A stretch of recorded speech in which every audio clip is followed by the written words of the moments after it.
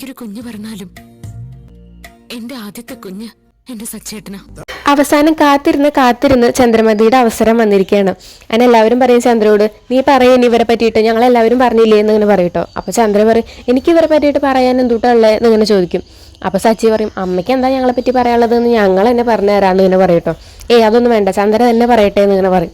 എന്നിട്ട് ചന്ദ്ര പറയും, ഇവർ രണ്ടാളേ കുപ്പിയും മൂടിയും പോലെയാ, കുപ്പിക്ക് പറ്റിയ മൂടിക്ക് പറ്റിയ കുപ്പിയാണ് കിട്ടിയിട്ടുള്ളത് എന്നിങ്ങനെ പറയും. ചക്കിക്കൊത്ത ശങ്കരൻ എന്നൊക്കെ പറയില്ലേ, അങ്ങനെയാണ് ഇവർ കുറേ നേരം തല്ലൂടുന്നത് കാണാം. പിന്നെ അത് കഴിഞ്ഞിട്ട് അടിയും ചക്കരയും പോലെ ഒട്ടണതും കാണാം. ഇവർ ഭയങ്കര ഒത്തൊരുമയാണ്. ഇവനൊരു പാവേനെ പോലെയാണ്, ഇവള് കീ കൊടുത്ത് വിടുന്ന പാവ എന്നൊക്കെ പറഞ്ഞിട്ട് ഇങ്ങനെ പറയട്ടോ. അപ്പോൾ ശ്രീകാന്ത് പറയും, അമ്മ അതിൻ്റെ ഇടയിൽ പറഞ്ഞൊരു കാര്യം എനിക്ക് ഇഷ്ടപ്പെട്ടു, അടിയും ചക്കരയും പോലെയാണ്, അത് അടിപൊളിയായിട്ടുണ്ട് എന്ന് പറയട്ടോ. അപ്പോൾ നമ്മുടെ രവിയും പറയും, അത് നന്നായിട്ടുണ്ടായിരുന്നു, അത് നല്ല രസമുണ്ടായിരുന്നു കേൾക്കാമെന്ന് ഇങ്ങനെ പറയട്ടോ. അയ്യോ എന്നാൽ ഞാനത് മാറ്റി പറയാമെന്ന് പറയുമ്പോൾ, അയ്യോ നീ ഇനി കൂടുതലൊന്നും പറയണ്ട എന്നിങ്ങനെ പറയട്ടോ. എന്നിട്ട് അവസാനം പറയും, സച്ചി ഇനി നീ പറയും രേവതീനെ പറ്റിയിട്ടെന്ന് ഇങ്ങനെ പറയും.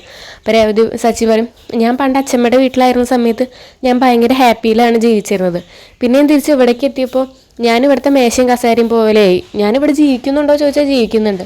ഞാനിവിടെ ജീവിക്കുന്ന ഒരാളാണെന്ന് എനിക്ക് തോന്നിയിരുന്നത് എൻ്റെ അച്ഛനുള്ളതുകൊണ്ട് മാത്രമാണ് എന്നൊക്കെ തന്നെ പറയും കേട്ടോ. അതിനുശേഷം പറയും, പിന്നെ എൻ്റെ ജീവിതത്തിൽ ഒരു അർത്ഥം ഉണ്ടായത് എൻ്റെ കൂടെ ഇവള് വന്നപ്പോഴാണ്, എൻ്റെ റൂമിലേക്ക് ഇവള് വന്നപ്പോഴാണ്. അതെനിക്ക് കിട്ടിയത് എൻ്റെ ഏട്ടൻ ചെയ്ത സഹായം കൊണ്ടാണ് എന്നൊക്കെ തന്നെ പറയും. അതിനുശേഷം പറയും, എനിക്ക് ജീവിതത്തിൽ ഒരു അർത്ഥം ഉണ്ടായത് എന്നെ സ്നേഹിക്കാൻ അല്ലെങ്കിൽ എന്നെ കള്ളുകൂടിയനും അല്ലെങ്കിൽ അടിപിടി ഉണ്ടാക്കുന്നവനുമായിട്ട് കാണാത്തൊരാൾ രേവതി മാത്രമാണ്. അതുകൊണ്ട് തന്നെ ഇവളുടെ മുന്നിൽ ഞാൻ തല്ലുകൂടിയാലും ഞാൻ തോൽക്കുക ചെയ്യുക. പുറത്തൊക്കെ ഞാൻ തല്ലുകൂടിയാൽ ഞാനാ ജയിക്കുക. പക്ഷെ ഇവളുടെ മുന്നിലേക്ക് തോറ്റു കൊടുക്കാനാണ് എനിക്കിഷ്ടം.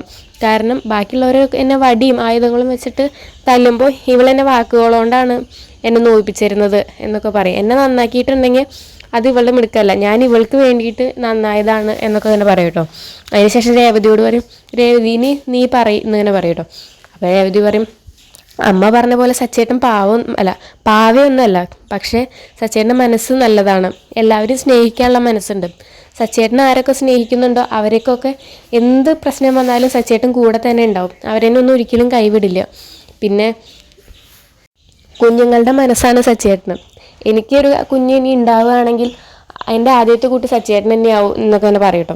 അങ്ങനെയൊക്കെ പറഞ്ഞു നിൽക്കുന്ന സമയത്ത് ശരത്ത് കയറി വരികയാണ്. അപ്പോൾ ശരത്ത് ഇങ്ങനെ വരുന്നത് കാണുമ്പോൾ തന്നെ സച്ചിക്ക് തന്നെ ദേഷ്യം വരും കേട്ടോ. എന്നിട്ട് ശരത്ത് വന്നിട്ട് ഇങ്ങനെ രവിയോട് പറയണം, അങ്കിളെ ഞാൻ വന്നു എന്നൊക്കെ ഇങ്ങനെ പറയും കേട്ടോ. അപ്പോൾ രവി മോനൊന്ന് ക്ലാസ് ഉണ്ടെന്ന് പറഞ്ഞല്ലോ എന്ന് പറയുമ്പോൾ, ക്ലാസ് ഉണ്ടായിരുന്നു, ഞാൻ പോയിട്ട് അവിടെ നിന്ന് തിരിച്ച് വന്നതാണ്, എൻ്റെ ചേച്ചിയുടെയും അളിയൻ്റെയും വെഡിങ് ആനിവേഴ്സറി അല്ലേ, അപ്പോൾ ഞാനിങ്ങനെ വരാതിരിക്കുക. പിന്നെ ഇവർക്ക് ഞാൻ ഒരു സ്വന്തം പൈസയ്ക്ക് ഒരു ഗിഫ്റ്റും വാങ്ങിയിട്ടുണ്ട്. ഞാനിപ്പോൾ പാർട്ട് ടൈമായിട്ട് ജോലിക്ക് പോയി പൈസയൊക്കെ ഉണ്ടാക്കുന്നുണ്ട്.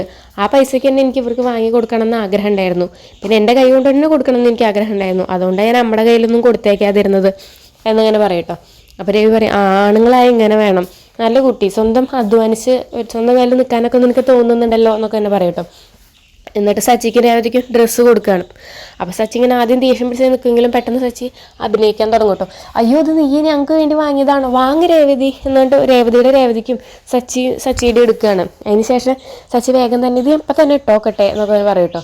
അപ്പോൾ ശരത്തിന് ആകെ ഇങ്ങനെ എന്തോ പ്രശ്നം ഉണ്ടല്ലോ എന്നുള്ളൊരു, ശരത്താകെ പ്രശ്നം ഉണ്ടാക്കാൻ വേണ്ടി വരുന്നതാണല്ലോ, എന്തോ ഇതിപ്പോൾ ഇങ്ങനെയെന്നുള്ളൊരു രീതിയിൽ ഇങ്ങനെ നിൽക്കും കേട്ടോ. എന്നിട്ട് സച്ചി വേഗം തന്നെ ഉള്ള ഷർട്ട് ഊരിയിട്ട് ശരത്ത് വാങ്ങിക്കൊണ്ടുവന്ന ഷർട്ട് ഇടുകയാണ്. അതിട്ടതിന് ശേഷം അയ്യോ നന്നായിട്ടുണ്ടല്ലേ അച്ഛ നന്നായിട്ടുണ്ടല്ലേ എന്നൊക്കെ പറഞ്ഞിട്ട് രേവതി നീ വേഗം എനിക്ക് കേക്ക് എടുത്തുകൊണ്ട് പോയോ എന്നൊക്കെ പറഞ്ഞിട്ട് കേക്കൊക്കെ കൊടുക്കുകയാണ് കേട്ടോ.